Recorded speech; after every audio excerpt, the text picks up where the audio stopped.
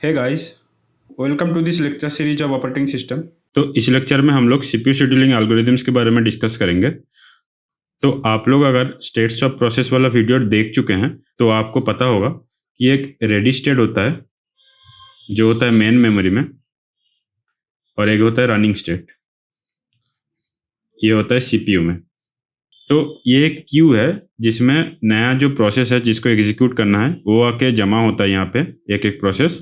और उसके बाद जो है कोई भी एक प्रोसेस रेडी स्टेट से रनिंग स्टेट में जाता है वहाँ पे एग्जीक्यूशन होने के लिए। तो कोई भी पॉइंट ऑफ टाइम पे रेडी स्टेट पे मल्टीपल प्रोसेस जमा हो सकता है, लेकिन रनिंग स्टेट में हमेशा एक ही प्रोसेस जाएगा। तो रेडी स्टेट से रनिंग स्टेट में एक प्रोसेस को चुनने के जो काम है वो करता है शॉर्ट टर्म शेड्यूलर। और ये कौन सी बेसिस पे या कौन सी एल्गोरिदम पे बेसिस पे ये प्रोसेस को चुनता है रनिंग स्टेट में भेजने के लिए, उसी को हम बोलते हैं CPU scheduling algorithm. Short term scheduler जो है सीपीयू शेड्यूलिंग एल्गोरिदम्स की मदद से रेडी स्टेट्स में जितने भी सारे प्रोसेस है उसमें से कोई भी एक प्रोसेस को चुनता है और उसको रनिंग स्टेट में भेजता है। मैं उम्मीद करता हूँ कि आप लोग स्टेट्स ऑफ प्रोसेस वाला वीडियो देख चुके हैं। अगर नहीं देख चुके हैं तो मैं उसका लिंक डिस्क्रिप्शन में दे दूंगा और यहाँ पे ऊपर आई बटन पे भी दे दूंगा। तो वहाँ पे जैसे मैंने डिस्कस किया था कि रेडी स्टेट में एक प्रोसेस आता है, उसके बाद शॉर्ट टर्म शेड्यूलर जो है उसको चूज करता है कि वो रनिंग स्टेट में जाएगा कि नहीं, और अगर जाता है तो वहाँ पे वो एग्जीक्यूट होता है। तो यहाँ पे दो चीज़ मैंने बताया था, एक होता है प्रीएम्प्टिव, एक होता है नॉन प्रीएम्प्टिव। तो लेट्स से एक प्रोसेस को 5 नैनोसेकंड चाहिए सीपीयू में उसका प्रोसेस एग्जीक्यूट होने के लिए, लेकिन हम लोग जो है 5 नैनोसेकंड पूरा होने से पहले ही लेट्स से 2 नैनोसेकंड पे उसको हम लोग रनिंग स्टेट से निकाल के फिर से रेडी स्टेट में भेज रहे हैं। तो उसको बोलते हैं प्रीएम्प्टिव एल्गोरिदम्स। और नॉन प्रीएम्प्टिव में क्या होता है, अगर एक प्रोसेस जो है वो रनिंग स्टेट में चला गया तो वो नो मैटर व्हाट अपना पूरा जो सीपीयू टाइम है वो पूरा स्पेंड करके ही सीपीयू से निकलेगा, उसको हम लोग सीपीयू से ज़बरदस्ती नहीं निकाल सकते। तो वो हो गया नॉन प्रीएम्प्टिव। तो हम लोग देख लेंगे कि प्रीएम्प्टिव और नॉन प्रीएम्प्टिव का कुछ एग्जांपल्स। तो पहले नॉन प्रीएम्प्टिव देख लेते हैं। नॉन प्रीएम्प्टिव में आ जाता है एफसीएफएस, मतलब फर्स्ट कम फर्स्ट सर्व। उसके बाद आता है शॉर्टेस्ट जॉब फर्स्ट एसजेएफ। उसके बाद आता है प्रायोरिटी बेस्ड एल्गोरिदम, और एक होता है लॉन्गेस्ट जॉब फर्स्ट एटसेट्रा। उसी तरीके से प्रीएम्प्टिव में क्या हो जाएगा, shortest remaining time first, shortest remaining time first. उसके बाद हो जाएगा longest remaining time first, round robin, और प्रीएम्प्टिव प्रायोरिटी बेस्ड। तो ये सारे हो गए प्रीएम्प्टिव एल्गोरिदम। तो इस लेक्चर में हम लोग ये सारे एल्गोरिदम्स के बारे में थोड़ा थोड़ा करके डिस्कस कर लेंगे, और जो अपकमिंग लेक्चर्स है उसमें एक एक लेक्चर को लेके उसके बारे में डिटेल्स डिस्कशन होगा। उसके एडवांटेज क्या है, उसका डिसएडवांटेज क्या है, उसके बारे में हम लोग एग्जाम्पल्स देखेंगे। अगर कोई प्रीवियस ईयर गेट क्वेश्चन है तो वो भी डिस्कस करेंगे। तो अभी इन सब एल्गोरिदम्स के बारे में थोड़ा सा शॉर्ट में देख लेते हैं। पहला है एफसीएफएस। तो एफसीएफएस क्या है, फर्स्ट कम फर्स्ट सर्व। तो जैसे कि मैंने बताया था कि रेडी क्यू जो है एक क्यू है, इसमें जो है बहुत सारा प्रोसेस आता है और यहाँ पे जमा हो जाता है। उसके बाद वो जाता है रनिंग स्टेट में एक एक करके, क्योंकि रेडी स्टेट में जो है हम मल्टीपल प्रोसेस रह सकते हैं, लेकिन रनिंग स्टेट में हमेशा एक ही प्रोसेस जाएगा। तो एफसीएफएस का क्राइटेरिया क्या है कि जो भी प्रोसेस पहले आया है वो पहले रनिंग स्टेट में जाएगा। तो लेट्स से मेरा जो P1 है वो पहले रेडी स्टेट में आया है तो पहले P1 जाएगा। लेट्स से उसके बाद आया है P2, उसके बाद आया है P3, उसके बाद आया है P4 एटसेट्रा। तो P1 पहले जाएगा रनिंग स्टेट में, जब P1 खत्म हो जाएगा तब जाएगा P2, फिर जाएगा P3। तो ऐसे है एफसीएफएस में, जो पहले आया है वो पहले जाएगा, उसके बाद जो आया है तो वो उसके बाद जाएगा। ये एक नॉन प्रीएम्प्टिव एल्गोरिदम है जैसे कि मैंने ऑलरेडी बताया है। इसका मतलब अगर P1 मेरा सीपीयू में चला गया तो P1 जब तक अपना पूरा सीपीयू टाइम खत्म नहीं कर लेता तब तक P1 सीपीयू से बाहर नहीं आएगा। P1 पूरा एग्जीक्यूट होने के बाद ही P2 जो है सीपीयू में जाएगा। उसके बाद आता है एसजेएफ। एसजेएफ क्या होता है, शॉर्टेस्ट जॉब फर्स्ट।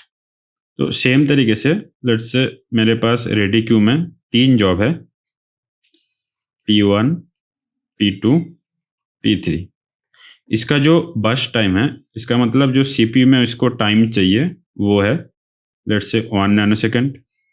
P3 हो गया 2 नैनो सेकेंड, P2 हो गया 3 नैनो सेकेंड, और ये हो गया मेरा रनिंग स्टेट।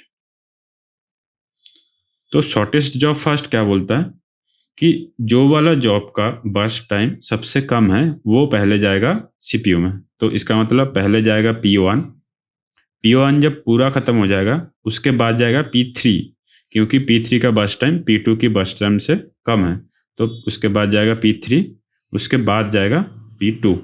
ये भी एक नॉन प्रीएम्प्टिव एल्गोरिथम है, क्योंकि सेम लॉजिक है। जब तक अगर P1 मेरा सीपीयू में गया है तो P1 जब तक पूरा का पूरा खत्म नहीं हो जाता है तब तक दूसरा कोई प्रोसेस उसमें एंटर नहीं कर सकता सीपीयू में। तो ये भी हो गया नॉन प्रीएम्प्टिव। अब नेक्स्ट नॉन प्रीएम्प्टिव क्या है?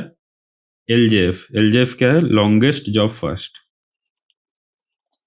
अगर मैं सेम एग्जांपल लूँ, मेरा रेडी क्यू में 3 जॉब है, P1, P2, P3, और उसका अगर जो बर्स्ट टाइम है वो है 1 नैनो सेकेंड, 2 नैनो सेकेंड और 3 नैनो सेकेंड। तो अगर जो मेरा रनिंग स्टेट है मतलब सीपीयू है, उसमें पहले कौन सा जॉब जाएगा? जो मेरा जिस जॉब का बर्स्ट टाइम सबसे ज़्यादा है, तो पहले जाएगा मेरा P2 क्योंकि उसका 3 नैनो सेकेंड है, उसके बाद जाएगा P3 क्योंकि उसका 2 नैनो सेकेंड है, उसके बाद लास्ट में जाएगा P1 क्योंकि P1 का जो बर्स्ट टाइम है वो सबसे कम है। और ये भी हो गया नॉन प्रीएम्प्टिव, सेम लॉजिक है। उसके बाद आता है प्रायोरिटी बेस्ड। अगर सेम एग्जांपल ले लूँ मैं, मेरे पास 3 प्रोसेस है, P1, P2, P3, और ये है मेरा रनिंग स्टेट। और लेट्स से जो प्रायोरिटी बेस्ड एल्गोरिथम है वहाँ पे हर एक प्रोसेस के साथ एक प्रायोरिटी जो है वो अटैच होकर आता है, वो एक वैल्यू है। अगर मेरा किसी जॉब का जो है प्रायोरिटी ज़्यादा है तो उसको हम लोगों को पहले एग्जीक्यूट करना पड़ेगा, उसके बाद जो प्रायोरिटी कम वाला जॉब है उसको हम लोग एग्जीक्यूट करेंगे। तो लेट्स से अगर हायर वैल्यू ऑफ प्रायोरिटी है तो मोर प्रायोरिटी, अगर लेसर वैल्यू है तो लेस प्रायोरिटी। तो ये जरूरी नहीं कि हमेशा ये ऑर्डर मेंटेन करे। तो क्वेश्चन में ये मेंशन रहता है कि अगर हायर वैल्यू है तो हायर प्रायोरिटी है कि लोअर प्रायोरिटी है। तो इस एग्जांपल के लिए हम लोग मानते हैं कि हायर वैल्यू जो है तो वो मोर प्रायोरिटी डिनोट करता है, अगर लेसर वैल्यू है तो वो लेस प्रायोरिटी डिनोट करता है। तो लेट्स से मेरा P1 का जो प्रायोरिटी है वो है 1, जो मेरा P3 है उसका प्रायोरिटी है 2, और जो P3 है और जो P2 है उसका प्रायोरिटी है 3। तो ये हो गया प्रायोरिटी वैल्यू। तो मैंने जैसे बोला हायर वैल्यू मोर प्रायोरिटी, सो मेरा जो P2 है वो उसका सबसे ज़्यादा प्रायोरिटी है, तो P2 जो है मेरा पहले रनिंग स्टेट में जाएगा, उसके बाद जाएगा P3 क्योंकि उससे कम है P3 का, और उससे भी कम है P1 का प्रायोरिटी, तो P1 जाएगा उसके बाद। ये भी जो है नॉन प्रीएम्प्टिव है। इसके बाद जो नॉन प्रीएम्प्टिव एल्गोरिथम है वो है हाईएस्ट रेस्पॉन्स रेशियो नेक्स्ट। इसमें क्या होता है, जैसे मेरा प्रायोरिटी वैल्यू था, एक वैल्यू जो है वो एक हर एक प्रोसेस के साथ आता है प्रायोरिटी करके। इसमें क्या होता है, एक वैल्यू जो है वो उसको कैलकुलेट करना पड़ता है, और उस वैल्यू के हिसाब से हम लोग एक प्रोसेस को जो है रनिंग स्टेट में भेजते हैं। उसको कैसे कैलकुलेट करते हैं? इस जो वैल्यू है ये होता है waiting time plus burst time by burst time. तो बर्स्ट टाइम तो मेरा फिक्स्ड है, जो वेटिंग टाइम है वो हर एक स्टेप के बाद कैलकुलेट होता है। तो हर एक प्रोसेस के बाद जितने भी रिमेनिंग प्रोसेस है सबका ये वैल्यू कैलकुलेट होगा और उसी हिसाब से ये जाएगा। ये वैल्यू कैसे कैलकुलेट होता है, HRNN वाला स्पेशल वीडियो बनाऊंगा, उसमें मैं ज़्यादा अच्छे से डिस्कस करूंगा क्योंकि ये थोड़ा सा कॉम्प्लेक्स है, तो अभी ये पॉसिबल नहीं है इस वीडियो में इसको इंक्लूड करना। तो अभी के लिए हमें बस इतना ही समझना है कि ये एक प्रायोरिटी जैसा वैल्यू है, लेकिन हम लोग इसे हर एक प्रोसेस एग्जीक्यूट होने के बाद बाकी जो रिमेनिंग प्रोसेस है सबके लिए कैलकुलेट करते हैं, और जिसके लिए ये वैल्यू सबसे ज़्यादा होता है उसको हम लोग CPU में भेजते हैं। वो जब खत्म हो जाएगा उसके बाद फिर से बाकी सारा जो प्रोसेस रिमेनिंग है उसके लिए फिर से हम लोग जो है इस वैल्यू को कैलकुलेट करेंगे, और ये ऐसे चलता रहेगा। ये भी जो है एक नॉन प्रीएम्प्टिव है। अब थोड़ा जो प्रीएम्प्टिव एल्गोरिदम्स है उसके बारे में डिस्कस कर लेते हैं।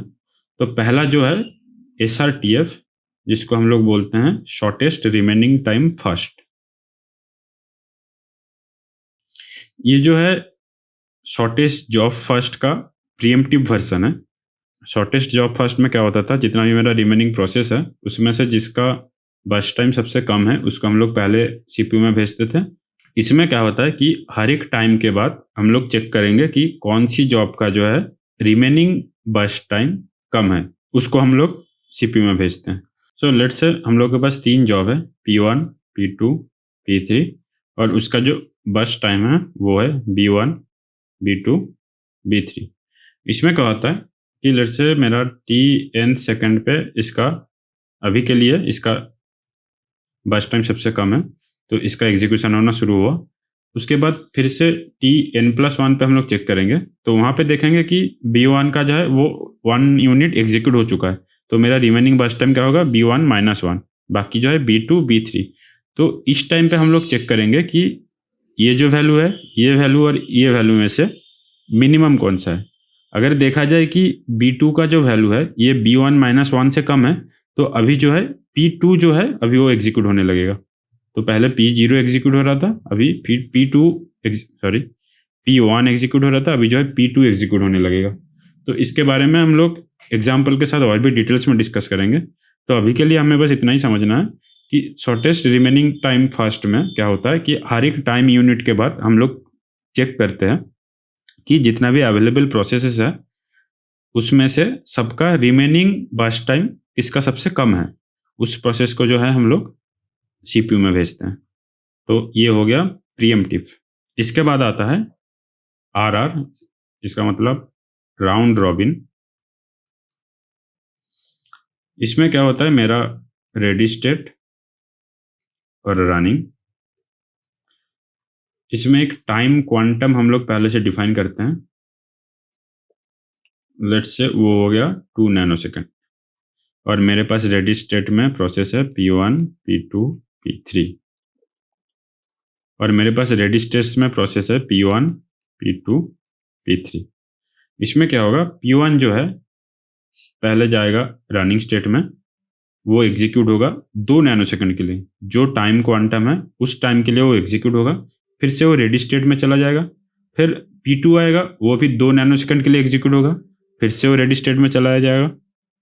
फिर से जो है P3 जो है वो भी 2 नैनोसेकंड के लिए एग्जीक्यूट होगा, फिर से वो रेडी स्टेट में चला जाएगा।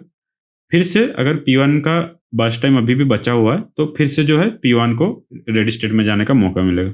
तो इसमें जितने सारे भी प्रोसेस है रेडी स्टेट में अवेलेबल है, सबको 2-2 नैनोसेकंड के लिए मौका मिलता रहेगा, और जब ऐसे ऐसे करके ख़त्म हो जाएगा तो वो टर्मिनेट हो जाएगा। तो ये हो गया मेरा राउंड रॉबिन। इसको हम लोग ऐसे क्लॉक के ज़रिए भी समझ सकते हैं। तो अगर मेरा यहाँ पे P1, P2 और P3 है, तो इसमें जो है पहले P1 को मिलेगा, फिर P2 को मिलेगा, फिर P3 को मिलेगा, फिर से P1 को मिलेगा, ऐसे करके ये घूमता रहेगा, इसीलिए इसको राउंड रॉबिन बोलते हैं। इसके बाद आता है LRTF, जिसको हम लोग बोलते हैं लॉन्गेस्ट रिमेनिंग टाइम फर्स्ट। ये जो है लॉन्गेस्ट जॉब फर्स्ट की तरह है, लेकिन ये प्रीएम्प्टिव है। तो ये प्रीएम्प्टिव लॉन्गेस्ट जॉब फर्स्ट है। इसमें क्या होगा, SRTF की तरह ही हर एक टाइम यूनिट के बाद जितने सारे भी अवेलेबल प्रोसेसेस हैं सबका बर्स्ट टाइम काउंट होगा, रिमेनिंग बर्स्ट टाइम काउंट होगा। जिसका भी रिमेनिंग बर्स्ट टाइम सबसे ज़्यादा होगा उसको पहले मौका मिलेगा CPU में जाने के लिए। इसके बारे में हम लोग भी डिटेल्स में देखेंगे क्वेश्चन के साथ, जो अपकमिंग लेक्चर है उसमें। तो ये भी जो है प्रीएम्प्टिव है। सेम तरीके से आता है प्रीएम्प्टिव प्रायोरिटी। प्रीएम्प्टिव प्रायोरिटी कैसा है, अगर मेरा ये रेडी स्टेट है और ये रनिंग है, तो let's say P3, P2, P1 है।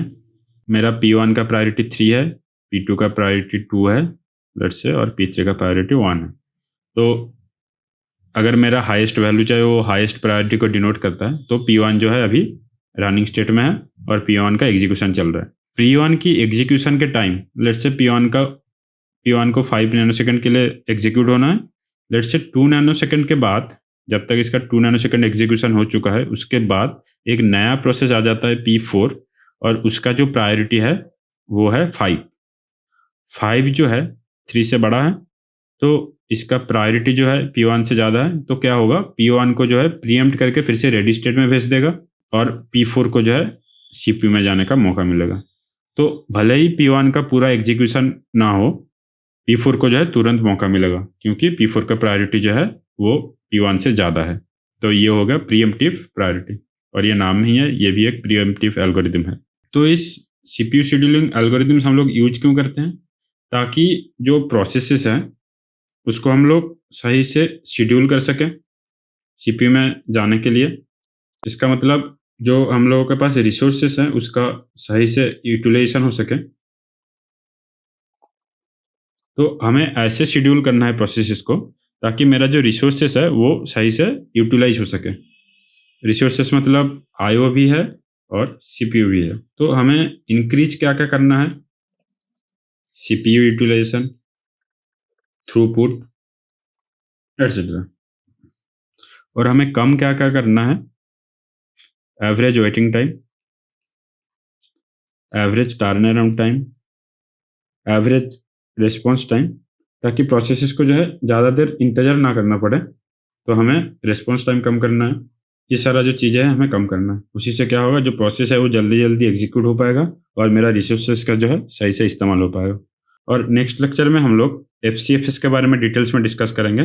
जो अपकमिंग लेक्चर्स होगा उसमें हम लोग आज जो भी एल्गोरिदम्स मेंशन किया वो एक एक को लेके डिटेल्स में डिस्कस करेंगे। उसके एडवांटेजेस क्या है, डिसएडवांटेजेस क्या है, उसके मैथमेटिकल प्रॉब्लम्स देखेंगे, मैथमेटिकल प्रॉब्लम्स डिस्कस करेंगे, उसके ऊपर गेट क्वेश्चन भी डिस्कस करेंगे। तो आज के लिए इतना ही। उम्मीद करता हूँ कि आप कुछ नया सीख पाए, और अगर आपको अच्छा लगा ये वाला लेक्चर तो प्लीज़ लाइक, शेयर और सब्सक्राइब कीजिए। और अगर आपका कुछ डाउट है तो कमेंट सेक्शन में ज़रूर पूछिए, मैं आंसर देने की पूरी कोशिश करूँगा। मिलते हैं नेक्स्ट लेक्चर में, तब तक के लिए थैंक यू।